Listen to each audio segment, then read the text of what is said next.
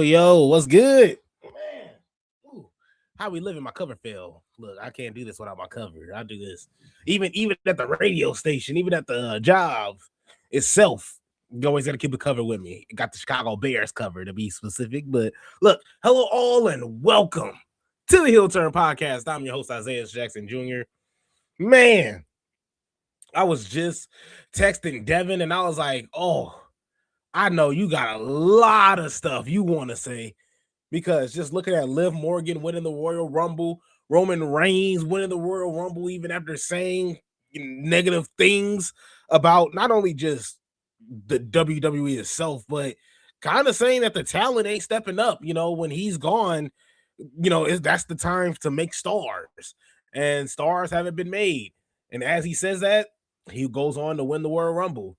And now, after watching Monday Night Raw, it seems as though he's going to be going after CM Punk, and we're going to get Roman Reigns versus CM Punk at WrestleMania, and Roman Reigns, CM Punk more so, is going to finally, and I guess you could say finally in itself, going to main event WrestleMania. That is, if it is night 2, because main eventing night 1 is dope, but main eventing night 2 is, you're the golden goose. That's the golden match right there. So that was obviously at least the critique from what we saw from petty fans after CM Punk wrestled in I believe it was a triple threat match at WrestleMania. So just looking at Raw, of course, Braun Breaker just comes in just absolutely pissed. And of course, you should. You didn't even get a chance to even participate, in the Royal Rumble. Before you can even get in the ring, you get absolutely blasted by a masked man, as you should. I mean, karma, karma's gonna, what goes around comes around. Something's gonna happen to you eventually, brother. And so, seeing Braun Breaker just get absolutely blasted, rolled into the ring just to get knocked out by Obafemi with the quickness. Didn't really last long. And he comes in, he's storming, he's knocking stuff off the announcement table, he flips the announcement table. Adam Pearce comes out there, is like, look, you gotta calm yourself down. You gotta calm yourself down. And I forgot the comment he made to Braun Breaker that made him that's what it was. He said that Braun Breaker's performance at the Royal Rumble was piss poor. He said despite a piss poor performance in the Royal Rumble, and Braun Breaker was so heated at that, he tripped out of the ring. He just completely tripped out of the ring, just was so heated at that. He just had to pretty much tumble out of there. Now, it wasn't Titus O'Neil. It wasn't Titus O'Neil level of, trippage, but honestly, seeing Braun Breaker go down like that, pretty tough, but pretty funny as well. Look, I'm glad he didn't get hurt. I'm glad Braun Breaker didn't get hurt, didn't get injured in any sort of way, shape, or form. But brother, you was that mad. It's like you was that mad, brother. You tripping over yourself like that. I'm sorry. I had to point that out. I apologize. But look, it seems like Adam Pearce and Paul Heyman are doing the game of FAFO, and pretty much if you don't know what that is, look, I can say it now. I ain't got nobody beside me right now. But of course, for those that don't know the lingo, the young folks term, of course, that's fuck around and find out. And that's usually what it means. Karma. That's pretty much what it means. It's karma. Hey, don't do that, because you mess around with it, you're gonna find out. It's like touching the hot stove. Don't touch that stove. Natural consequences. It's like, hey, don't do that. You mess around with something, you're gonna find out what it is. You're gonna find out pretty soon. But I love this back and forth between Adam Pearce and Paul Heyman. This back and forth game of FAFO. When on top of that, you got to give it up to Adam Pearce. I think Adam Pearce has been one of the best general managers we've had in such a very long time. Like, I can't even imagine. Now, it might be Black History Month, but I did like me some Theodore Long. You know, like Theodore Long was my guy. You can't go wrong with Theodore Long being your GM. Holla holla. You know, it's like do a little dance for your little. You know, it's like you can't go wrong with Theodore Long. Pause. You know, it's just like a long pause. You know, it's like, but I love seeing the work that Adam Pearce has been doing, because you can tell he means it. You know, he walks out there, he's pissed. What the hell are you doing? What is this? And then he goes out there to Braun Breaker. I'm sick of this shit. You know, it's just like I'm had enough of this. You know, it's just like you can tell like there's drama. You know, like Ava couldn't portray that when you seen NXT just going through their conundrums. Everybody was getting jumped backstage. People were getting ran over. You're like, what the hell's going on? You know, it's like, and Ava's just like, you know what? All right, screw it. Even though you just beat this dude with a brick, you get a title shot next week. You know, it's like, you get a sure. You just showed me you get a title shot next week. Like, what? Where is this coming from? And so, yeah, and that's not to, you know, Ava officially left WWE. Huge shout out to her, and huge shout out to her political views. You know, just gotta show some love. That huge shout out to her political views. You know, I'm that guy. But and honestly, just looking at how Adam Pearce and Paul Heyman are just going back and forth with each other, it's just a whole lot of fun. Like I said, Adam Pearce is just a breath of fresh air when it comes to, in terms of general managers. Because like even going through the list of like general managers, like, you know, Paige, love me some Paige. Don't get me wrong, but I think Adam Pearce is doing a great job. You know, Vicky Guerrero, legendary, of course, kind of was the personification of an annoying, obnoxious GM. But I don't know, Adam Pearce, he doesn't have to be obnoxious. You know, and of course he's a baby face. You know, he's a good guy here in the situation. So, you know, he's always 90% of the time, most of the time, gonna do right. But you know, you can tell it's just a breath of fresh air seeing a babyface GM fight back. You know, it's just like I think that's actually pretty cool. You know, I think it's fun to watch, because I'm still going through my list of GMs. I mean, can you guys tell me? Can you guys give me a GM that's better than Adam Pearce right now? You know, Sonya Deville. Sonya Deville was good. Don't get me wrong. Sonya Deville was nice, but I definitely I wouldn't put her up there. I wouldn't put her up there. I wouldn't put her at the Adam Pearce level, you know. Not necessarily.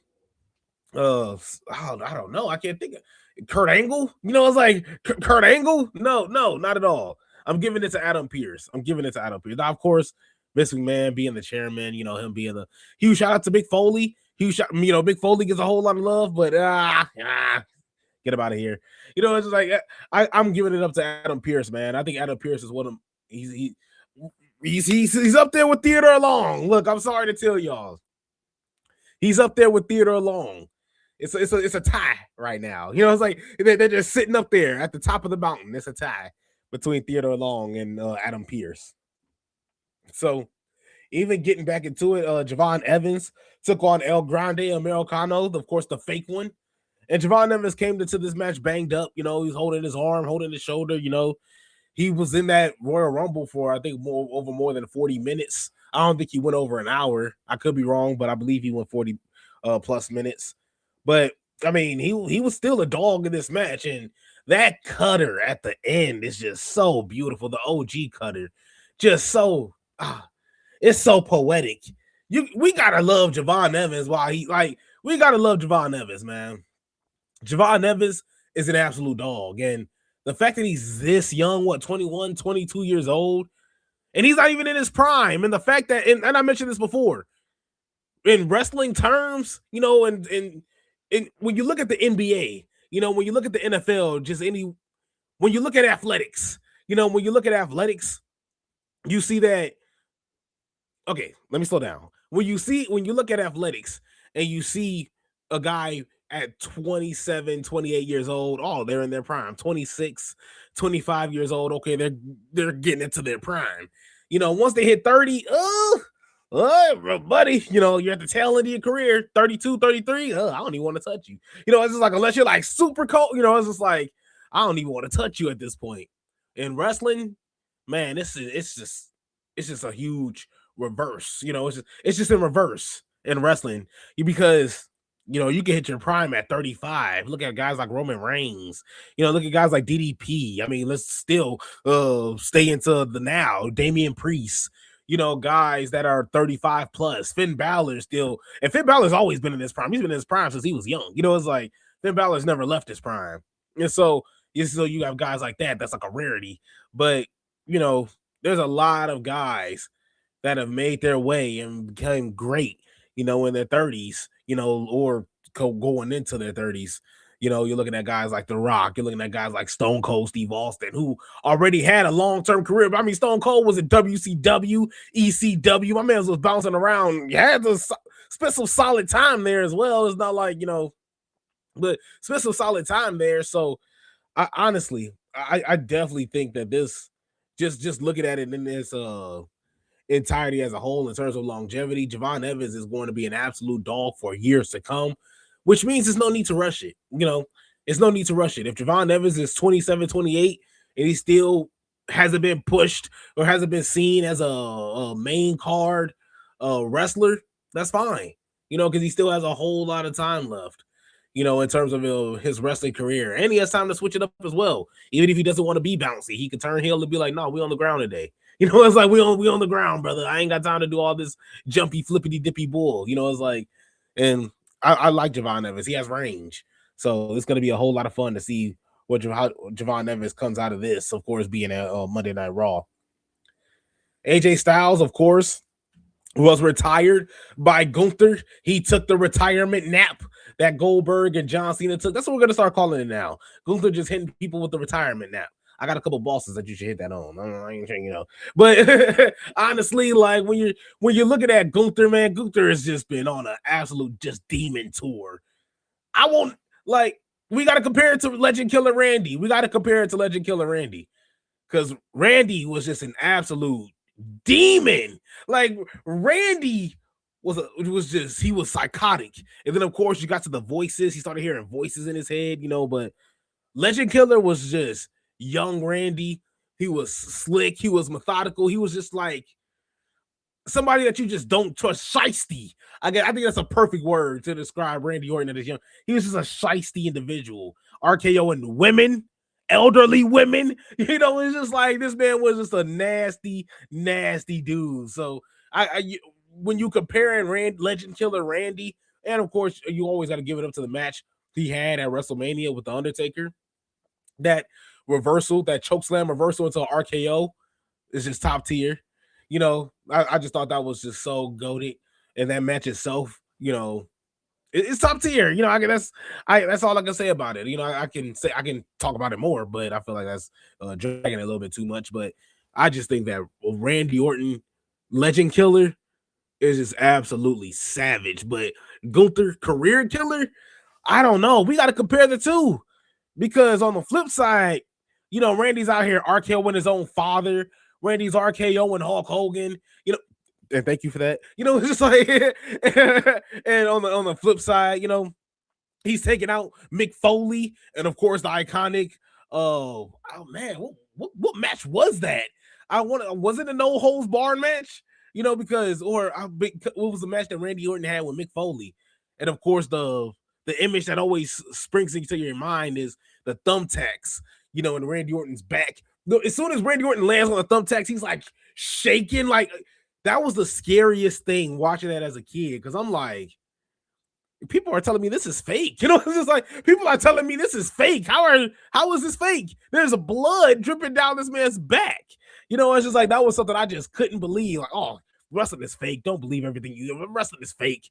Randy Orton landed on those thumbtacks, and I just remember just the look on his face, of just like, oh my God, what did I just do? He's like shaking, and then him and Mick Foley are fighting in the back. They're fighting to the back. And so they fight in the back for a minute. You don't even see them. The camera is still, focused on the entrance ramp, but they're in the back. And I'm assuming that Randy is just like, brother, get these tacks off of me, like expeditiously. Like, it's just like off a rip. I'm sorry. I went off a whole tangent. But the only reason why I'm going off this Randy Orton tangent is because I'm comparing it to Gunther. Because Randy did some legendary stuff here, but Gunther's knocking out John Cena. Gunther's not. What? I forgot my man. I forgot my audio. I forgot my sound. I can't even say my sound bar. That's not even right. It's not even my sound bar. But my sound effects. I can't even get that. But even thinking about it, Gunther took out John Cena. Gunther took out AJ Styles. Like Gunther is taking out legends. He took out Goldberg. You know, it's just like I just gotta deadpan that. It's Christian. You know, it's just like I gotta deadpan that. But honestly, Gunther is taking out childhood heroes. That's scary. It's absolutely scary when you're looking at it. John Cena is somebody that we've all, at some point in time, watching wrestling as a kid, you know, you had some sort of, I won't necessarily say admiration, but you at least like John Cena. You know, I won't necessarily bring people to my level of craziness because I love, oh my goodness, John Cena was my dog. John Cena was an absolute legend. Boing, boing. Now, honestly, you know, until Gunther ruined it all. But then you got AJ Styles, you know, people grew up. It's just like how I grew up with John Cena, just strictly watching WWE. There's people that grew up with AJ Styles and traveled, you know, with AJ Styles. Not necessarily, of course, physically, but AJ Styles is fighting in New Japan right now. Oh, well, you know, like I gotta cancel everything that I'm doing. You know, it's just like AJ Styles is gonna be in New Japan. Oh my God, he just made a surprise appearance in TNA. Oh my God, he just, you know, like AJ Styles, especially in SmackDown, coming into WWE and still having a solid decades-long career, dog, you know, that's legendary. It's still holding gold too, holding gold as well. I believe he beat Dean Ambrose, now known as John Moxley, of course, for those that don't know or just refuse to care, you know, refuse to pay attention to wrestling. But honestly, like that is just so incredible in terms of what AJ Styles was able to accomplish. And Gunther made John Cena tap like a little bitch. You know, it's just like, and on the flip side, he made AJ Styles go to sleep, man. And Goldberg, I think Goldberg fell asleep too. You know, it's like I think John Cena was the only one that was willing to be like, you know what, yeah, sure. This is what you want. Okay, take it. But oh man. In saying that, who's better, Gunther or Randy Orton? Gunther or Legend Killer Randy Orton? Legend Killer Randy Orton or Career Killer Gunther? Which one is better? Because honestly, I don't know. I can't. I think it's too early. I think it's too early for Career Killer Gunther. Even though he already has 3 bodies, he caught 3 bodies already. Gunther caught 3 bodies, so we can't necessarily just rule them out just yet. But honestly, it's too early. It's too early to call it for Gunther. But man, I can't wait to make that comparison. Oh my goodness. Randy Orton, Legend Killer Randy Orton, Career Killer Gunther. You know, I just think it's unreal. But outside of all that, oh yeah, of course, the flip side. Dragon Lee came out and beat the brakes off of Gunther. Like he beat the dog shit out of Gunther. And then Gunther turned around and then put him to sleep. You know, just nonchalantly. You know, it's something that just needed to happen. Of course, the War Warriors came out. I thought that was pretty awesome. I haven't seen them in a minute. Well, at least me personally, I haven't seen them in a minute.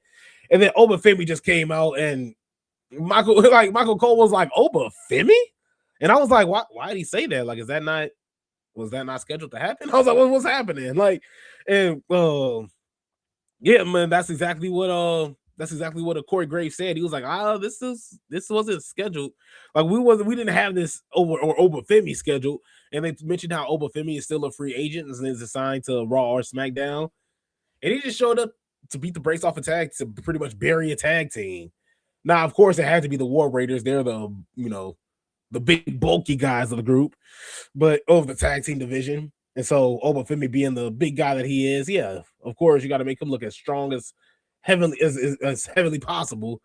So honestly, I had zero problem with how they was rocking with Oba Femi. I just wish that they didn't, bury the War Raiders like that. They could have did something else, with the War Raiders in that instance, or at least do hey, look, you scratch my back, you scratch my back, I scratch yours. You get completely squashed and shat on Monday Night Raw this week. Next week, we'll figure out something better for you to do. And you'll win. It's like, and you'll get a nice little win on top of that. But, that's just me being an uber nice guy. That's just me being uber nice. That's why I don't run a promotion at all. The Bella Twins. The Bella Twins showed up. I don't even have a sounder that's good enough. Oh, wait, I do. Ass. That's exactly what they are. You know what? That's perfect. That's perfect. I got to keep that there. But because, oh my goodness. I used to love me some Brie Bella. Brie Bella was my favorite because I felt like she actually tried, Now, Nikki Bella, she was the muscle out of the group. She was able to, do the power moves. But I felt when it was time to do some suicide dives, when it was time to get on the top rope, when it was time, and Nikki Bella did it too. Like, I'm not trying to exclude Nick, but I just felt like Brie Bella just did it better. Better. She did it with flair. She had charisma. She could talk better. Nikki, I just don't care for Nikki. And I don't care for her boyfriend either. It's like, and I love Cooper DeJean. I don't got a problem with Cooper DeJean at all, but Nikki Bella coming out there to flaunt her boyfriend that she is 20 years older than. Weird flex. Okay, cool. If that's what you want to talk about, then sure. It's just like, I don't know. I don't want to get into it. Let's just skip this part. Before it gets negative, before it gets even worse.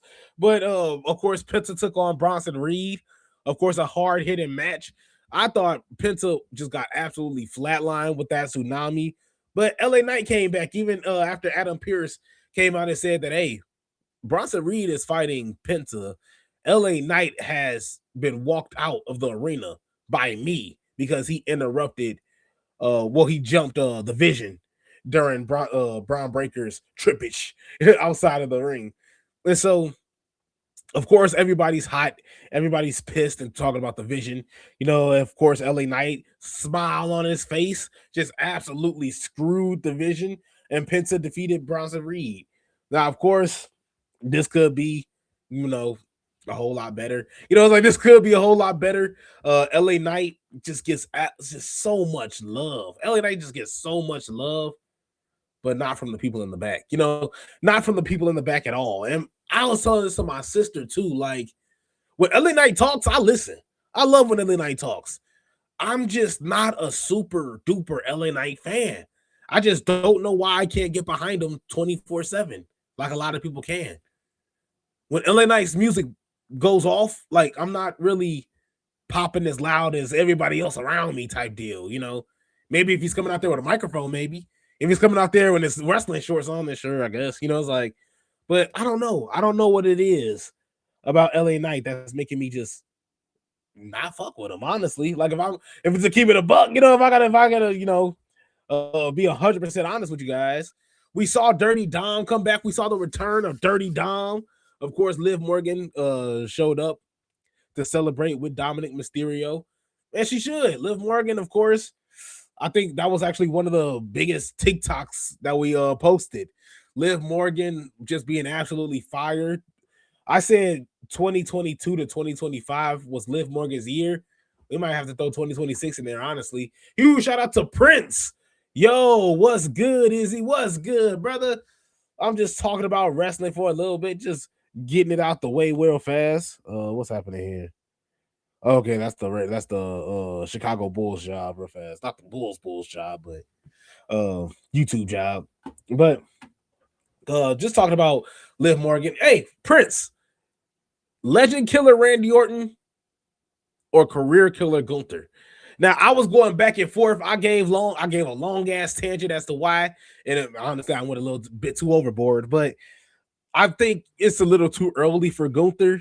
But the names he dropped are huge: Gunther, John Cena, AJ Styles. Now, even though I'm talking about in WWE, AJ Styles, he retired him in WWE, so it still counts for something. Like, he's dropping big names, even though it's a little early. Like,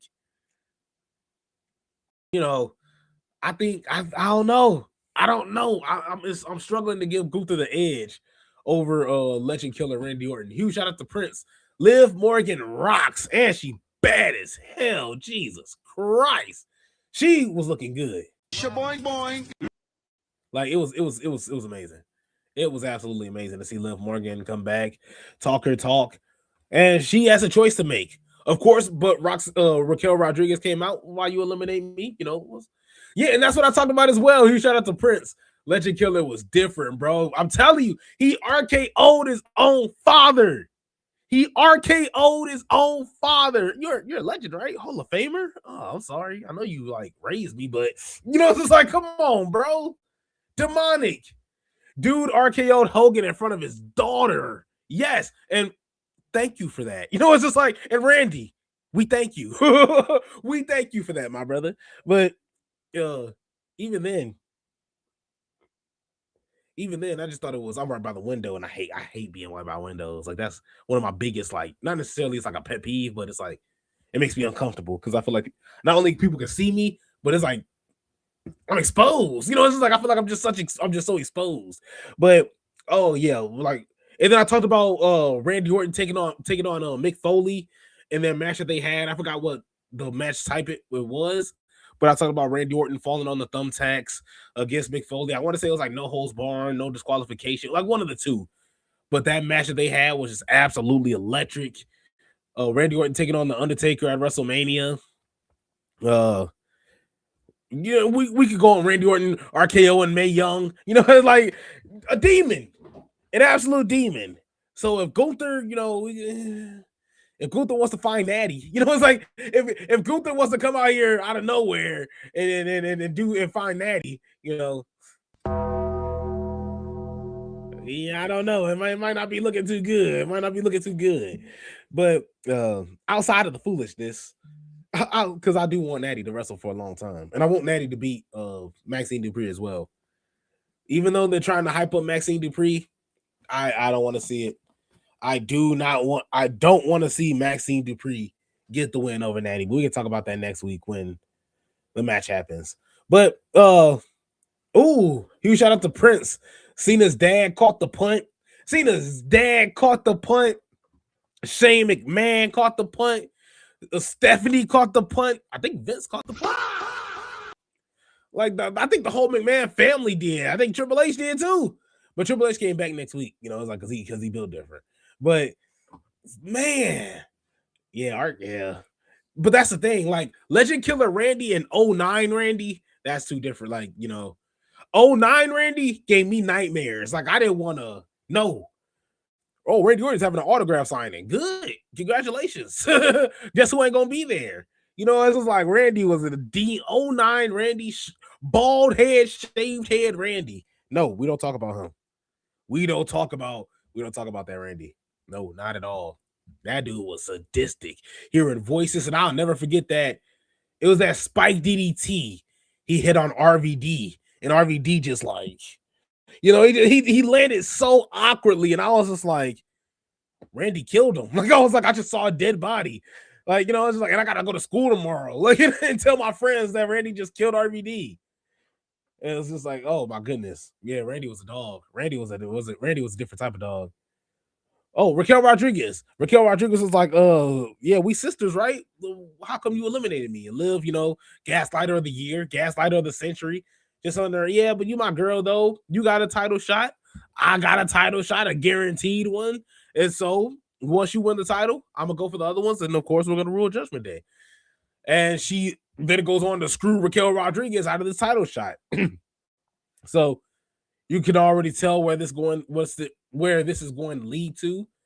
And honestly, this just really gets me confused about Roxanne Perez. I know this is random, but like, who does Roxanne Perez side with? Because obviously Roxanne Perez, of course, can do damage on the Judgment Day, can be a dynamic duo with Liv Morgan. While on the flip side, having a bodyguard in Raquel Rodriguez could be really nice. So what do you do with Roxanne Perez, once this split takes place? And Finn Balor looks super serious. Finn Balor is insanely serious on locking on to CM Punk. He has all his eyes on CM Punk and on the title, and he's going to do everything in his power to pretty much put the title around his waist once again. And I'm geeked. I'm geeked, even though it ain't going to happen because of what we saw in the main event. Even though it ain't going to happen, Finn Balor got me hyped that he ain't playing no games. He's ready to be not only just in the title picture, but he's ready to be a long-term main eventer because he doesn't have a lot of time. You know, he's in his 40s. And I'm not talking about in terms of lifespan, but I'm talking about in terms of wrestling itself. You know, I don't think he's going to be wanting to wrestle at 55. I don't think he's going to be wanting to wrestle at 52.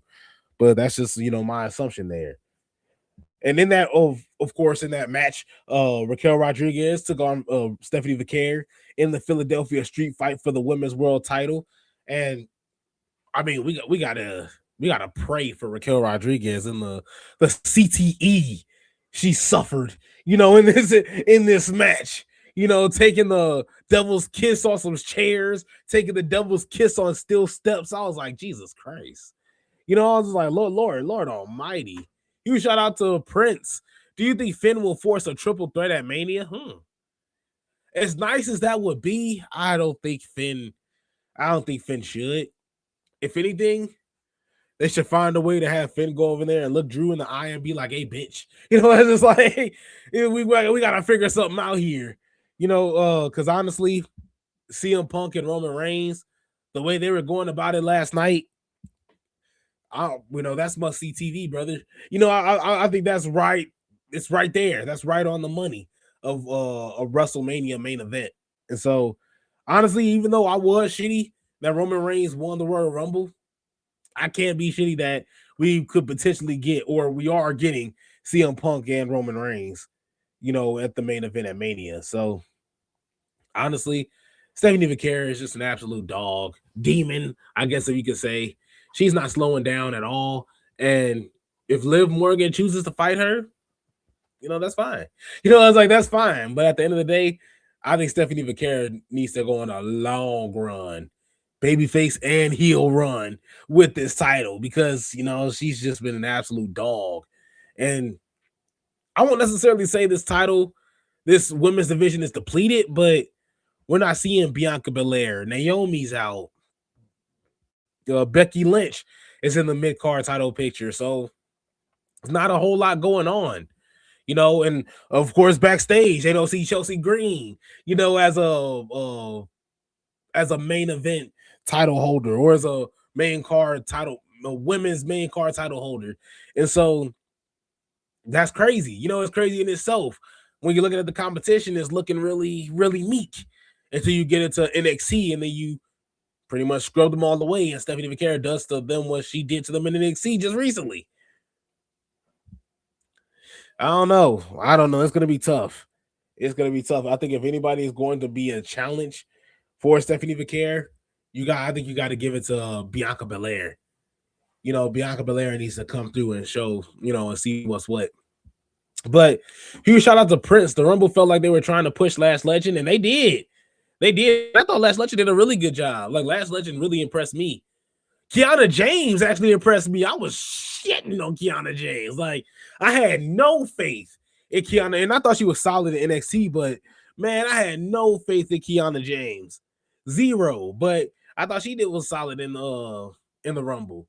A lot of people played their part in the Rumble, so I can't necessarily be too upset or too mad with what's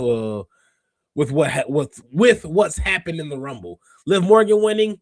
Look, you know, add that to her accolade. Add that to, you know, to the Money in the Bank accolade. Add that to winning both SmackDown and Raw women's title. I locked the door on my dad. I gotta step away real fast for like 2 seconds. Can I show something here? Let me see if I can show something real fast. Let me see.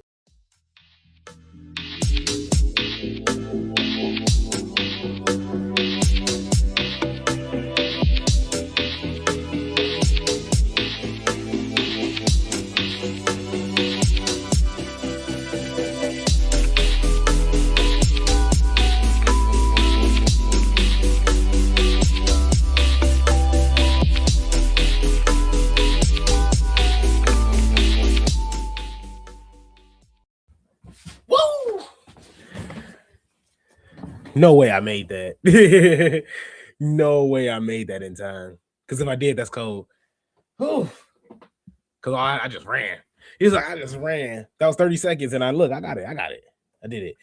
I was gonna press a minute, but I couldn't find it, so I just scrambled. But that was perfect. I gotta catch my breath now. I gotta catch my breath. But in conclusion, yeah, Liv Morgan is just an absolute dog. Liv Morgan could do no wrong at this point in time. Like I said, just added to her accolade. She deserves it.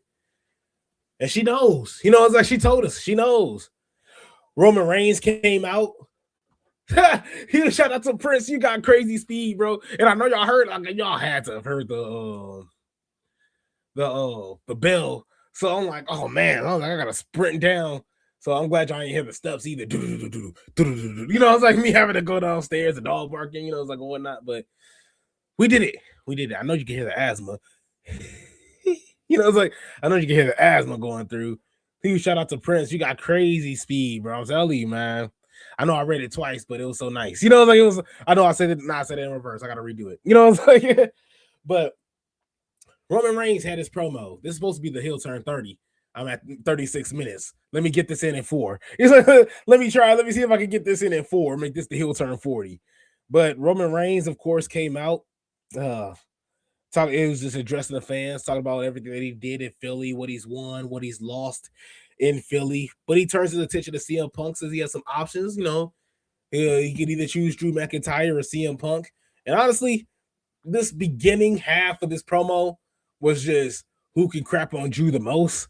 Like, that's exactly how it was. Like, you know, oh, well, you beat Drew, but I beat Drew at Hell in a Cell. You know, you don't know nothing about that, brother. He's like, man, I've been beating Drew for 3 years now. You don't know what you're crazy. You've been saying you took 10 years off. You know, I've been beating Drew for 3 years straight. You know, it's like, then I'm like, man, just imagine being Drew McIntyre. Like, bro, y'all not finna just be sitting here burying me on Netflix. You know, it's like, y'all not finna be sitting here doing this on Netflix. I'm WWE champion. When y'all just sitting here talking about what y'all beating, what y'all done. Drew, you got way more than 24 hours, brother, because you got till Friday Night SmackDown for your comments. Because I need you to say something crazy. Because now that we figured out that Roman isn't necessarily why Roman got to be a SmackDown for.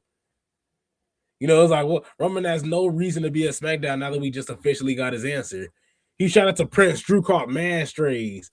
Yeah, oh my god, especially from CM Punk. I'll put Drew in the dirt. Whoa. Man, he put so many staples in his dumb, stupid head. Jeez. Man, if I'm Drew, yeah, nah. If I'm Drew, I'm coming out with I'm coming out with something crazy. I'm coming out with something crazy. I'm telling you, Drew needs to drop a diss track. The ether beat in the back. You know, it's like he needs to have the ether beat or the shook ones beat in the back. We gotta hear something, brother. Drew, you got more than 72, whatever, 96? You got 96 hours. you got 96 hours, brother, because they was doing you so wrong. And I ain't even I'm a Drew McIntyre fan. Yeah. You know, it's like I got a Drew McIntyre poster, but I'm not too heavy on Drew McIntyre like I was in like 2020, 2021, even 2022. But I am happy and I am glad that he is WWE champion. But man, they made him look like a tool. They made him look like a bum on Monday Night Raw. Honestly, Drew, you got till Friday Night SmackDown to say something hot. And I'll be waiting, brother. Because if you ignore this, something seriously wrong with you. Ignore Cody Rhodes right now. I don't even know why you even fighting Cody. Why is he even trying to still fight Cody Rhodes? He didn't even have to screw him out of the Royal Rumble. That was, I feel like that's a little unnecessary. Especially when Jacob Fatu was on both y'all heels. So that's just me. Now we're gonna talk about triple threat matches. That is one that I think could be a triple threat match.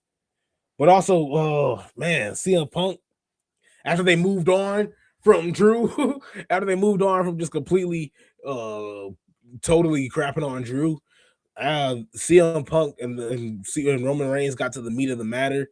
CM Punk talked about the interview that Roman Reigns had, saying that he's upset, with the booking, and not only with the booking, but talent isn't stepping up, and he has to come through and pretty much save the day.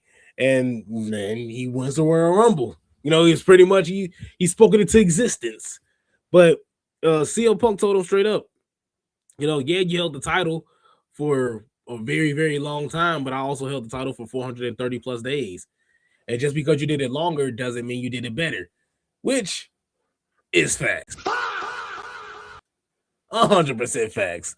Like I think CM Punk definitely hit the nail on the head, but Roman just came out and just blatantly said, "I hate you." You know, it's like I'm picking you at the Royal Rumble because I just hate you. You know, man, I'm jumping all over the place because this goes back, of course, to Shield days. This goes back to CM Punk leaving, and it always does. And you've seen that with Seth Rollins. What was Seth Rollins and CM Punk's beef? Well, when you left, you made my life harder. And then you want to come back and, save Mr. Save the Day. What did Roman Reigns say? 10 years ago, you left and you made my life hard. And I had to clean up and pick up the piece. They pretty much just repeated what Seth Rollins said to him, honestly. And we being honest. So I see nothing wrong with what's going on here. I think this is going to be a big time rivalry. Big time rivalry. Like, Roman Reigns right now is going to be on a whole nother level outside of the ring. With CM, like, I think inside of the ring, this match is going to be insanely slow. We talked about this with C Fluid. C Fluid definitely felt that CM Punk's matches has been slow, and he's definitely injury prone. And he shout out to Prince. Was it true that the Shield was Punk's idea? I believe it was. If it wasn't his idea, it was pitched to him, and he was able to pick who he wanted to be in the Shield. And I believe he chose, and this is rumored. So you can even take this with a grain of salt, but I've seen this reported a couple of times as well. It was supposed to be Dean Ambrose, Seth Rollins, and Cassius Ohno, I believe. And as I believe there was the higher ups. If it wasn't Vince McMahon or Triple, it was somebody above in the office that was like, yeah, we kind of want this Roman guy. It's like we kind of want this Roman guy. In this group. Let me see. I just want to see right here. Cassius Ohno. Yep. Here's it. CM Punk describes the initial idea for the Shield, and I'm just showing you guys this just to give you also just to show you how my brain works, because if I'm gonna say something, I'm definitely gonna show you guys proof, and I'm also gonna just keep blabbering on to you guys about my vivid, crazy memory, because 9 times out of 10, I'd be like, yeah, you guys remember that moment when, and I don't remember the pay-per-view, but then I just go on long tangents. But the debut of the Shield, no, that's the history of the Shield. The Shield was established under Ric Flair, Triple H, Hart Foundation, on the other hand, let's scroll up a little bit.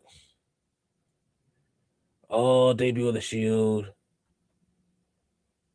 I can't find the cheese. There it goes. Who pitched the idea? Who came up with the idea with the Shield? None other than the self-proclaimed best in the world, CM Punk, on the Coco Cabana Art of Wrestling podcast. He revealed that he was the mastermind behind the Shield. He explained the early origins. This will probably blow people's mind, but you're full of this and the other. The Shield was my idea. Head writer Eric we want to give you the Big Show, and I immediately groaned. I love the Big Show to death, but that was not a good idea. I want to put Daniel Bryan with me. I groaned. I'm trying to fast forward. I'm trying to hurry up so I can fast forward to it. There it goes. Adams, Ambrose, Rollins, and Chris Hero. Cassius Ohno, Punk replied. Jesus Christ. I was like, we did some digging. We had to do some digging. But because usually when I love Justin.